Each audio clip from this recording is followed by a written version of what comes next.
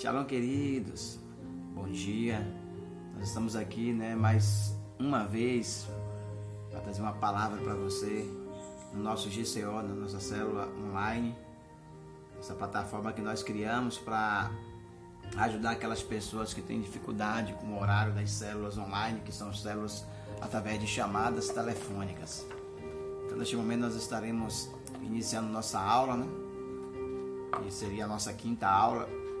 Hoje nós iremos iniciar um tema que está em Mateus capítulo 5, que são as bem-aventuranças. Nós vamos falar, em cada GCO nós iremos tratar sobre um versículo daquele, um tema daquele, do qual Jesus Cristo escreve, praticamente a sua carta magna, a constituição daquele que deseja prosperar, deseja não apenas prosperar na sua casa, mas prosperar com as pessoas que estão em volta e principalmente com o Senhor.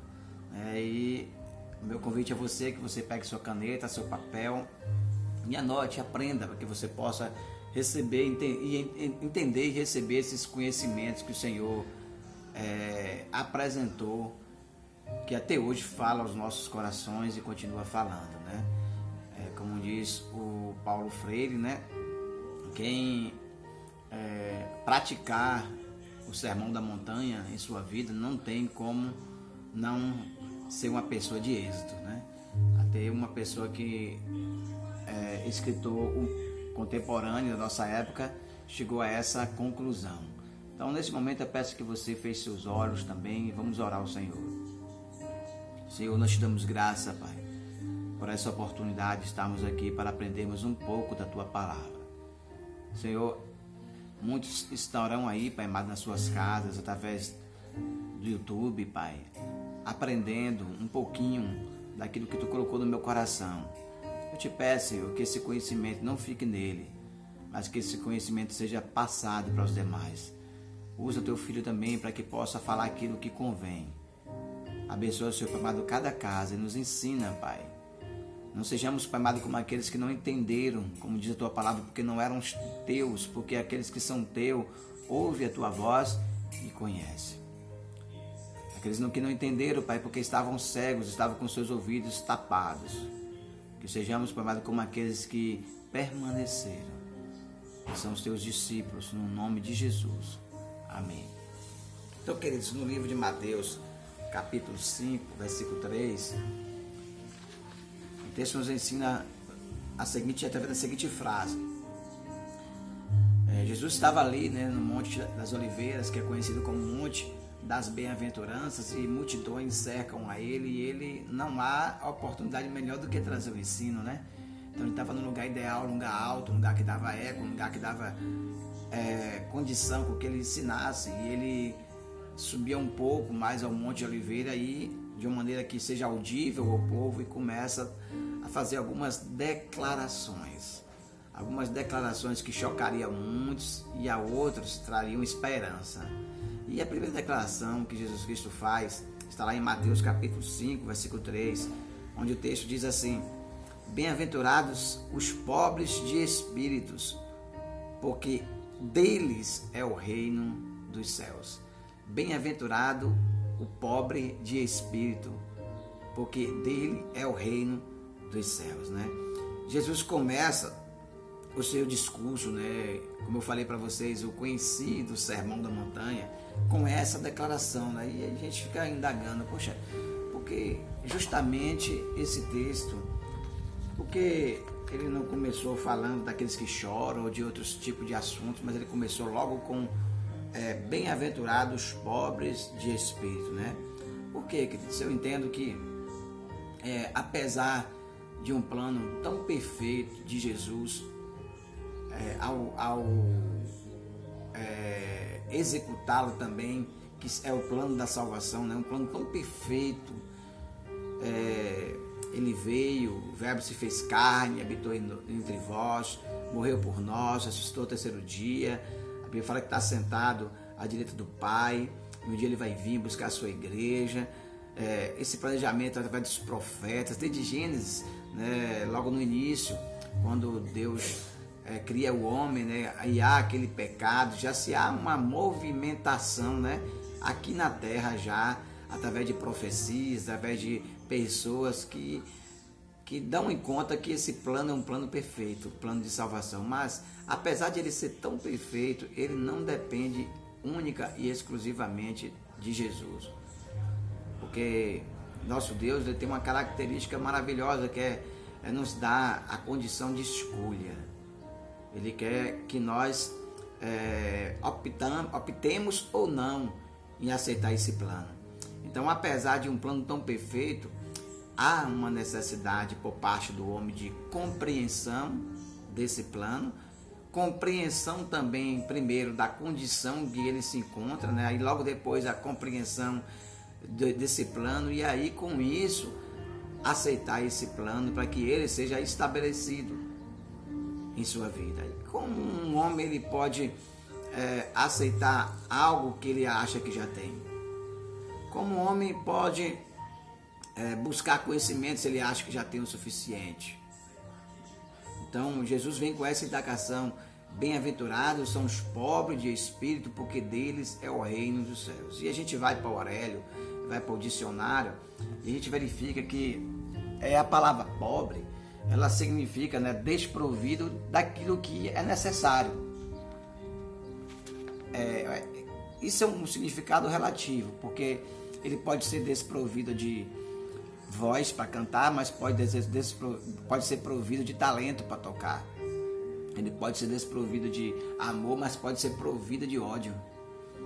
Então é relativo. Então é desprovido daquilo que mantém as suas necessidades, daquilo que você precisa para manter a necessidade para determinada área. Mas a palavra não fala apenas pobre, mas ele fala pobre de espírito. Diga, pobre de espírito. E pastor, o que seria então pobre de espírito? Se eu falei que pobre é desprovido de algo que é necessário, e aí o texto completa com espírito, a gente vai entender que ser pobre de espírito é ser desprovido daquilo que ele mais necessita para viver.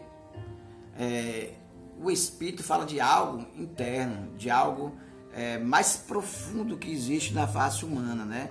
Então, quando ele fala pobre de Espírito, ele se refere a onde está a extrema pobreza do homem. Quando ele entende que ele precisa, quando ele entende que ele não tem condição, que ele precisa de aprender, precisa de caminhar com alguém, né? Quando há essa identificação, né? Jesus estava falando assim: olha, bem-aventurados são aqueles que entendem onde está a pobreza deles. Tá entendendo?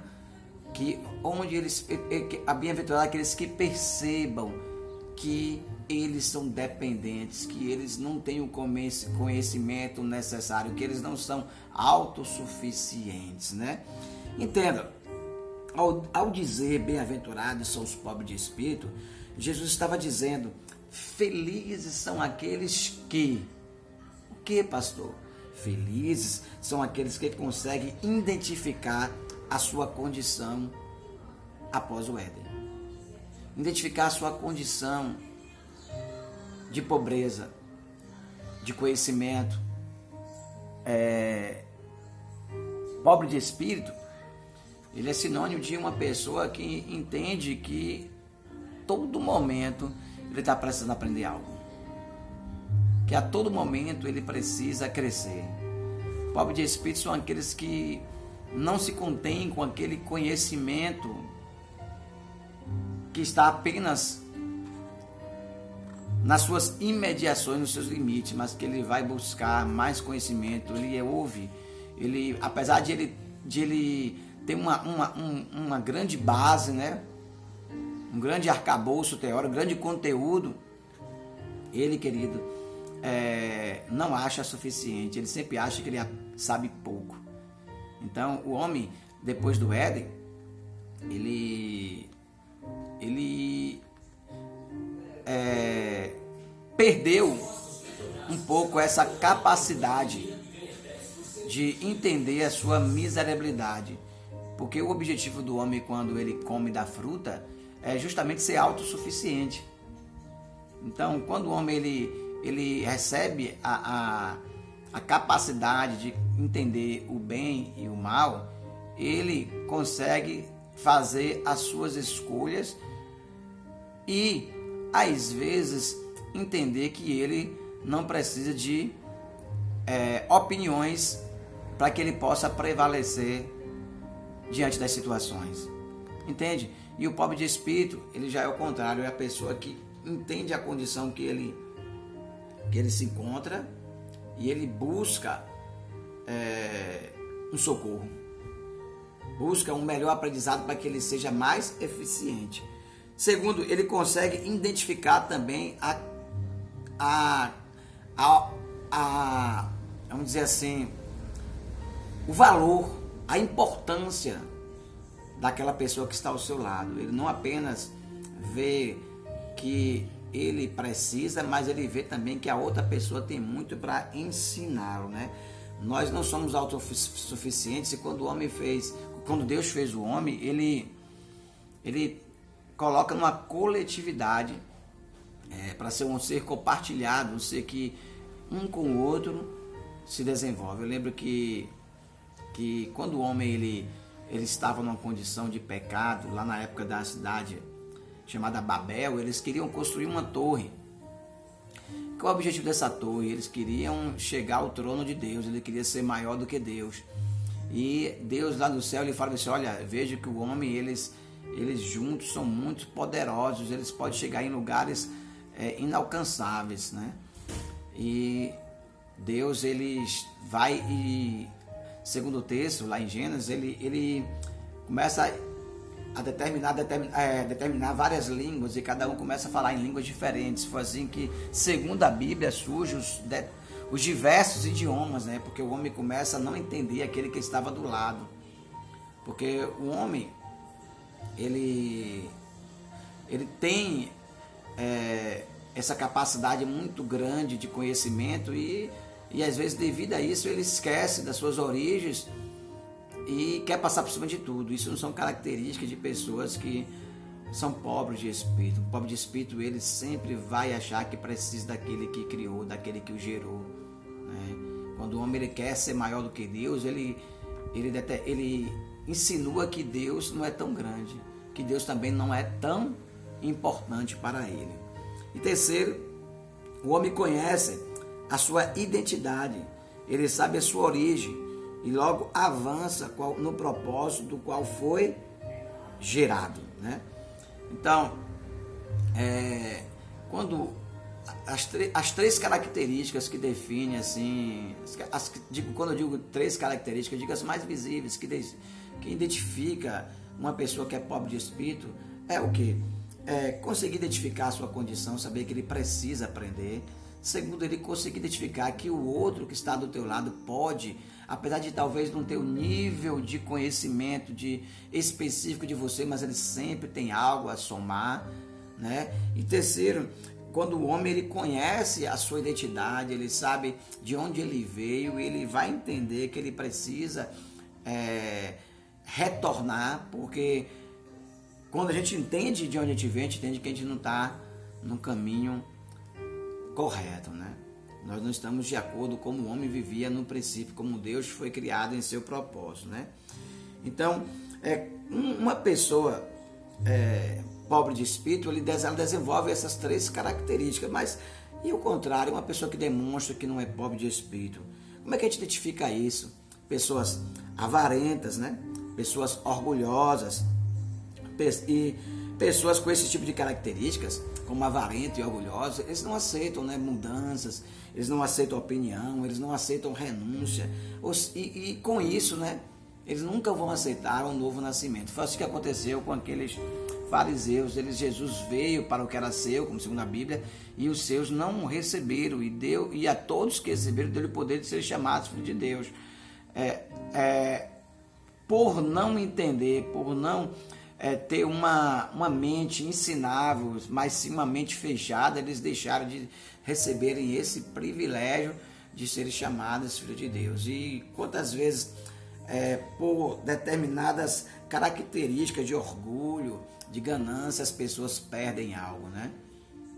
É assim que funciona. Eu lembro que quando eu era bem jovenzinho, minha mãe comprou uma calça na época e eu, orgulhoso, falei, não, essa calça é feia, mas no fundo do meu coração não achava tão feia. E aí, na hora que eu falei assim, ela, então tá bom, toma, meu irmão, e deu pro meu irmão. E aí eu tive que aturar, né? Eu tive que ver todos os dias meu irmão usando aquela calça, irmão, mas rapaz, porque eu não aceitei, por causa de um orgulho. Então, aqueles que possuem essas características, eles também não desfrutam do que uma pessoa pobre de espírito, aquele que aceita o conhecimento, recebe, e com isso há uma melhor qualidade, e com isso também um melhor resultado. Entendendo? Uma pessoa que é pobre de espírito também, ela não tem uma humildade para reconhecer os seus erros. Uma pessoa pobre de espírito, ela é rica em seu próprio ego. Ela não muda os seus conceitos. Às vezes até ela entende que aquele lado que ela está pensando está errado, mas ela não tem um orgulho de voltar e falar assim, poxa, você está certo. Ela prefere ser... ela prefere viver naquela condição e sofrer as consequências do que eu dar o braço a torcer, né? E essas pessoas que têm essas características, elas estão presas ao mundo nas 3 áreas mais importantes. Quais são, pastor, as 3 áreas mais importantes? Quais são? A primeira área é no financeiro, não estou falando que uma é maior que a outra, estou falando a primeira área que eu citei, que foi o financeiro. Por quê? Porque ela se preocupa em juntar tesouros nesse mundo, ou seja, aquilo que ela tem não tem um propósito, mas só tem apenas o seu propósito, que é ter e cada vez mais ter na sua vida, mas não tem um objetivo. E você conquista bens, conquista fortunas, mas infelizmente não desfruta dessa fortuna, porque a cada dia ela está querendo apenas ter e não entende qual é o objetivo que Deus coloca aquele recurso nas nossas mãos, como está lá na palavra, né? A respeito da colheita, quando era feita a colheita da primícia, a colheita da família e a respinga, que são especificamente a colheita da primícia seria aquilo que a gente apresentava para o Senhor, a da família aquilo que seria para a nossa subsistência, e a respinga aquilo que seria a caridade para o próximo. Quando o Senhor dá um recurso, a Bíblia fala que a riqueza é um dom de Deus. Quando Deus dá um recurso para uma pessoa, apenas com o objetivo de quê? De subsistência, e ajudar as pessoas. E também a nossa resposta seria justamente a gratidão, em ofertá-lo, em fazer como Abel fez, e pegou a primícia daquilo que ele tinha e ofereceu ao Senhor. No espiritual, não tem tempo para Deus, não tem tempo para orar, não tem tempo para fazer jejum, não tem tempo para servir na obra, ou seja, não tem tempo para o reino de Deus. Uma pessoa que não tem a condição de ser ensinável, uma pessoa que não tem a condição de ouvir, ou seja, aquela pessoa que já se acha autossuficiente, ela geralmente não pensa no outro. Geralmente também ela não pensa no reino, ela recebeu aquilo e daquilo permanece, é como aquele das parábolas dos talentos, né? Ela pega seu talento e enterra, diz, isso aqui é meu, eu posso perder, eu tenho que manter. Então ela se preocupa apenas em trabalhar, e com isso, queridos, ela não tem tempo. Ah, pastor, não tenho tempo para orar. Minha vida é muito corrida, eu nem tive tempo para parar um pouco para orar. Minha vida é corrida, eu não tenho tempo para jejuar, porque meu trabalho é muito cansativo e minha fadiga muito. Então ela sempre tem uma desculpa para não fazer aquilo que o Senhor tem estabelecido como fundamento na sua obra, né? O rico de espírito humano, ele é rico de si próprio, rico do seu ego. E tudo que ele tem, e tudo que ele pensa é para ele. O tempo é para ele, a finança é para ele, as vantagens sempre serão para ele nunca pensará no seu próximo. A gente faz lembrar, né, daquele homem, até há pouco eu estava comentando com minha família aqui, Martin Luther King, um homem que abriu mão, um homem que os valores da comunidade tinha mais valor do que a própria vida dele. Por quê? Porque ele entendia um propósito de uma vida.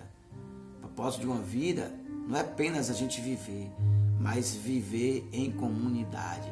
E se a gente não vive, se a comunidade não vive como a gente vive, a gente ainda não está vivendo em comunidade como deveria. E a gente precisa não se frustrar com isso, mas lutar para que isso possa melhorar e quem sabe um dia chegar a um nível de igualdade entre todos.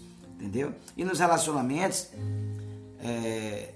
esse tipo de pessoa, ele não se dedica, não há dedicação, não há um investimento, e principalmente devido ao seu orgulho, o diálogo se torna tendencioso e resulta num distanciamento nos relacionamentos, tanto de pai para filho, como de irmão para irmão, de amigo para amiga, de vizinho para vizinha, de esposo para esposa. Por quê? Porque ele sempre tem razão, ele não aceita conselho, ele até diante dos resultados de fracasso, ele não abre mão da sua condição de dono da verdade.